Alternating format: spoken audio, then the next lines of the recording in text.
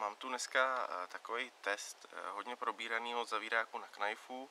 Jedná se o čínskou sebenzu a chtěl bych ji tak nějak vyzkoušet v nějakých běžných situacích, nebo spíš dneska tady v lese.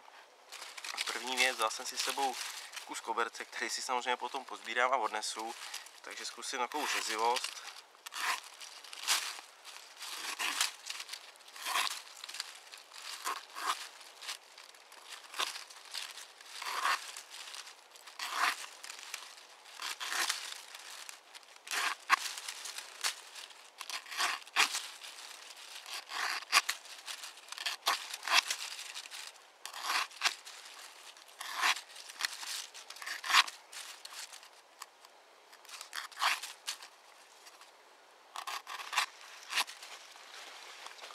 Zkusím přeložit.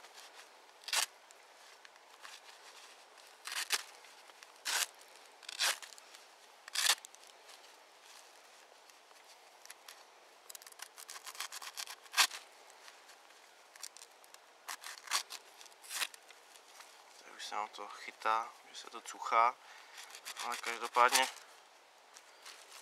už to řeže v pohodě. Další věc je ořezat si nějaký klacek. Vyzkoušíme.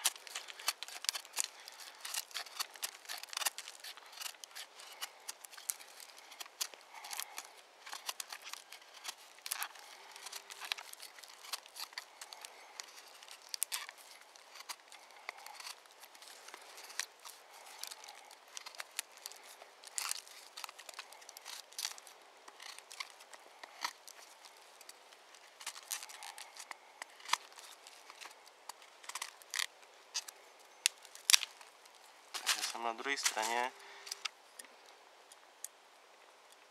pojistka, chod, naprosto bez problémů, vůle žádná. Další věc, zkusíme tu čepelku takhle protlouct přes tohleto polínko, ač to není věc, kterou člověk od zavíráku většinou požaduje, tak dá se na tom jednoduše demonstrovat nebo ukázat, jestli ten už povolí, nepovolí, nebo co vydrží vůbec.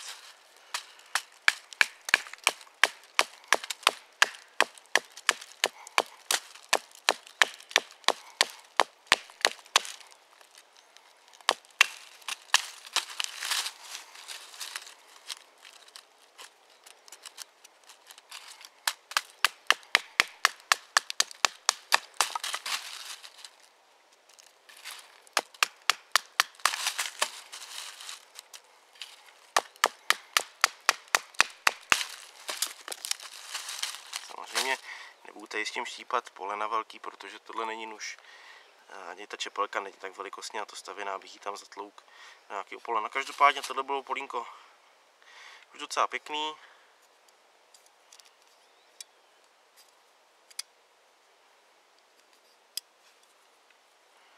Zavírání bez problémů.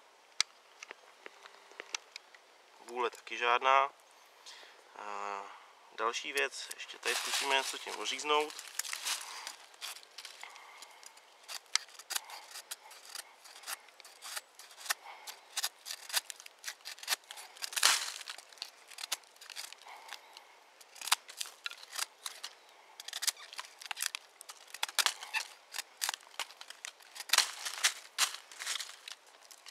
Nožík je ostrý, dobře.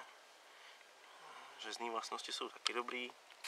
Máme nějaký takový suší klacík.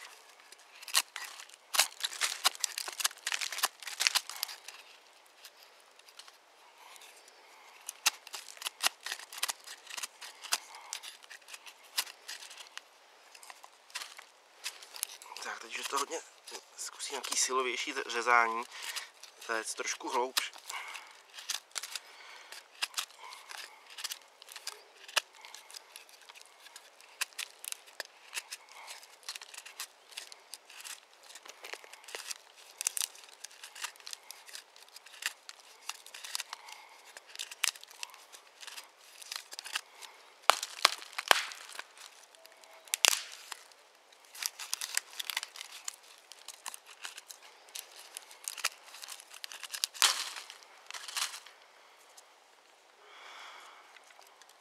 Dá se s ním řezat velice dobře. Chod je furt stejný. Ta jistící kulička zapadá naprosto bez problémů.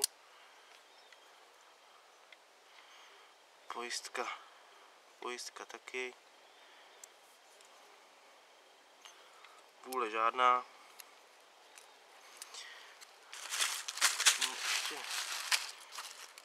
Musíme ještě ho někam zdlouct.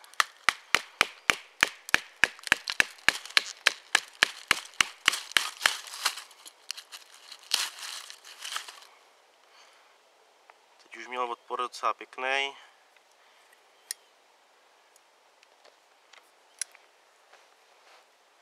Furt drží bez problémů jak pojistka, tak čep, tak to celkový uložení toho nože. Co se týče ostrosti, tak jenom takhle na pohmat si myslím, že ostří je v nezměněném stavu, žádný zoubek, žádná chyba, žádný vylomení a ani žádný znatelný otupení, že to bylo pár klacíků, ale jako takový ten základní test si myslím, že by to mohlo stačit.